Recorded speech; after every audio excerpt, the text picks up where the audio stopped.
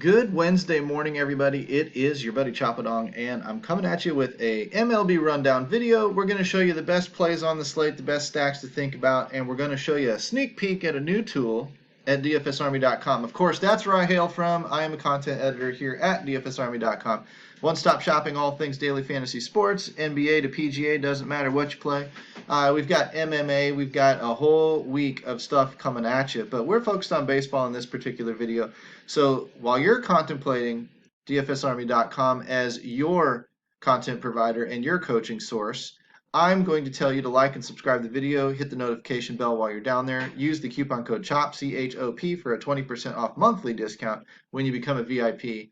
And then we're going to dive on in, while you're contemplating that, we're going to dive into the research station and take a peek. I've kicked out all of the early games today. We're in the starting pitching tab. We've scrolled over and we've sorted K-score by the top numbers.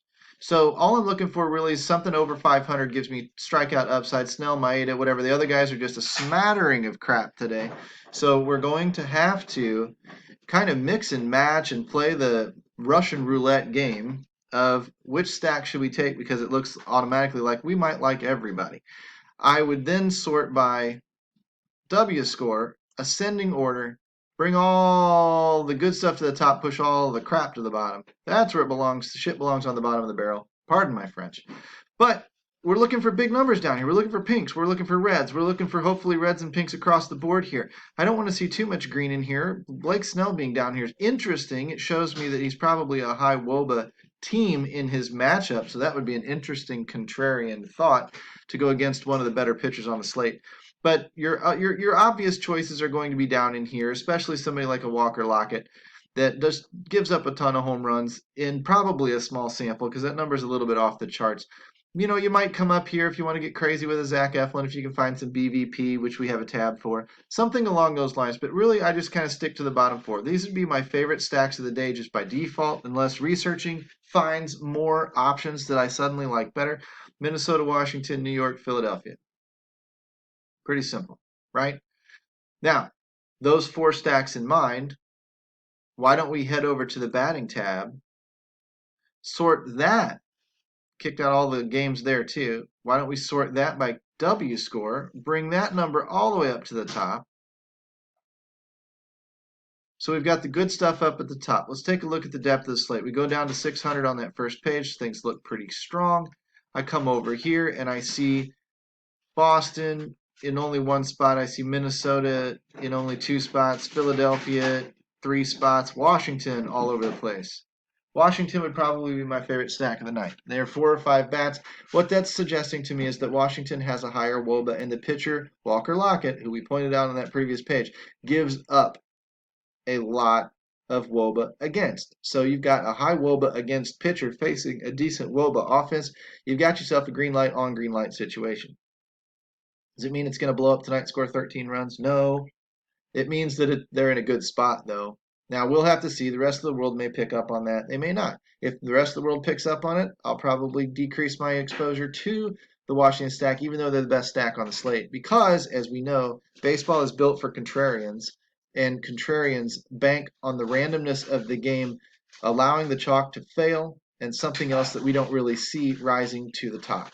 Pardon my Shemp in the background, mixing and matching all of his lunch or whatever he's doing. I have kids at home while I work, and so I want to disclaim that right away if you hear all the rattling in the background. So anyway, you get what you pay for with a free video.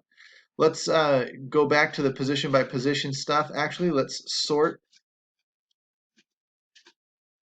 and filter this bad boy out. And let's come greater than, say, 575.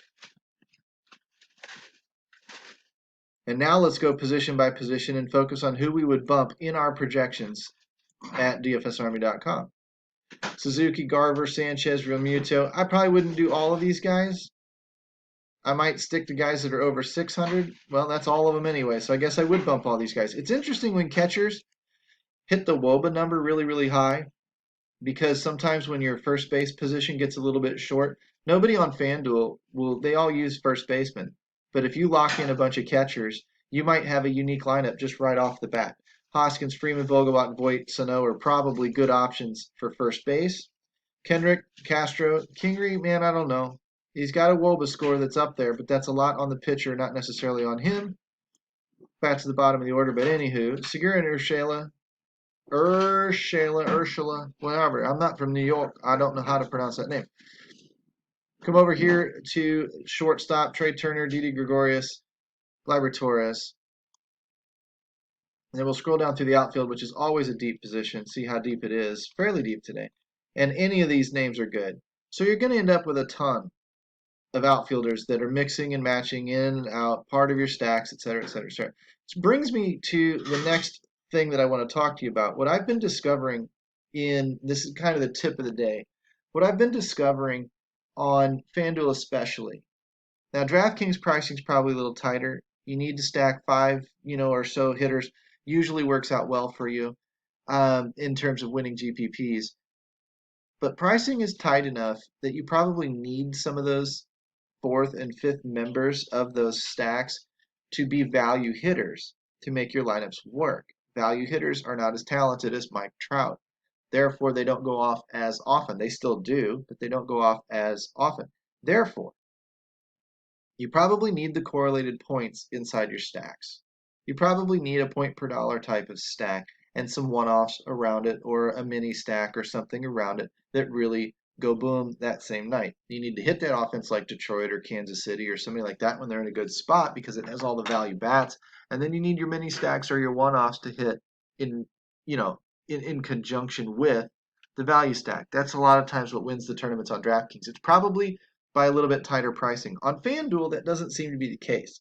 FanDuel seems to, yes, 4x3 still wins a lot, but there are a lot of funky combinations. I saw a lot of onesies last night. I saw some 2x2x2. I saw a lot of weird stuff. And I'm talking about the nickel contest. If you want to get way to the top of 100 some odd thousand people, you need a next to the nut lineup. And 4x3 gets you there a lot of the time, but a lot of the time it doesn't. And what I'm noticing on DraftKings is the 5 stacks are very, very popular and always kind of towards the tops of those GPPs.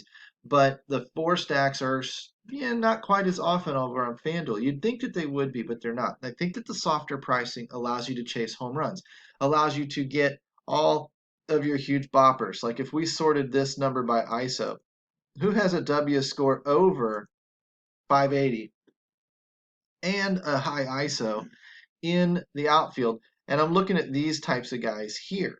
It's another way to further refine this list. But your Cruz, Martinez, Yelich, Harper, Peterson, Springer, so you don't see any value bats really in here, except for maybe small sample size Kyle Lewis. You don't see any and they're all pretty pricey bats. So it kind of logically makes sense to me on FanDuel to maybe take a big 4 stack and a value type of stack and then a bunch of one-offs around it, or build lineups with twosies and threesies and a bunch of one-offs. I'm chasing home runs. I don't need those value members of those stacks to do well because the overall pricing is soft enough that I can build great lineups without needing that. Okay, so what would I do in a domination station or an optimizer? I would probably set up some value-oriented stacks on DraftKings, a few on FanDuel, but I'd probably be really boosting up my search for numbers like ISO and WOBA and whatnot and chase home runs. Now, where can I go for something like that? I've got a brand new tool, the MLB leverage stacks here on DFSarmy.com. I've got average salary for the stack, projected points, total ownership, which is great because it generates leverage. These numbers, when these start to populate, will bring the highest combination of ownership and matchup together to create a leverage ranking all the way over here on the right. And this leverage ranking 1 through 10, your chalky teams, your Colorado, Coors Field, Arizona teams are going to be low leverage because everybody has them. Everybody's on them. They're actually over-owned. If one of my teams was in a great position, great matchup, and it was at the bottom of this list, I'd probably lower my exposure to it. I might not fade it completely, but I would probably lower my exposure to it. However, if a great matchup is on the top of this list, I would probably increase my exposure to it. Maybe I only wanted 10% of, say, whoever today. Minnesota yesterday was a high leverage stack. I mean, Washington was 2 nights ago. Detroit was a week ago. We've hit some really, really good ones here. And if I took that 10% and, say, boosted it to 20% or 25%, now I've got that many more lineups in a good matchup, maybe, that are generally going to generate a lot of leverage if they do hit. Now I can sort the big one here is the ranking point per dollar, because that's going to tell me where those value stacks are. That's going to tell me on DraftKings especially where some of those stacks are going to be that are maybe in decent matchups with lower ownership that have a good point per dollar that I can bank on for value and then home run hunt with my other smaller stack or my other one-offs. If this is the type of information that you want, this is the type of graphics, the type of tools that will help you build better lineups. All you need is the coaching and the guys that can explain these things to you and show you how they were designed and show you what they were meant to do for you. You don't just come in here every day and blindly take the number one team and that's it. That's black or white, rigid thinking that leads to disaster. You need to understand what you're doing with your picks. You need to, sometimes it's the second, third, or fourth stack on that list that makes sense. Sometimes taking the chalk does make sense. You need to be able to talk to the experts and the experienced players that can tell you when it makes sense to do which, so you can learn by osmosis and become a better player yourself. That's what these tools do. That's what our coaches do at dfsarmy.com. And that's what I do in these videos to impart upon you the basics of the slate research, but hopefully the desire to come in here and get more information. So use that coupon code CHOP for that 20% discount. Come to dfsarmy.com. Look me up. I'd be happy to help you. If I don't know the answer, I can point you to the person that does. And I would love to work with you on a one-on-one basis or a small group format or whatever it is that you want to look into. But you got to do it through becoming a VIP. While you're down there, like and subscribe to the video, please. Pass it around to your friends. Retweet it on Twitter. I don't care. It's a public video. Do what you want with it. But I'd love to be talking to you guys later on this afternoon. So peace out. Have a good day, and we'll talk to you very, very soon.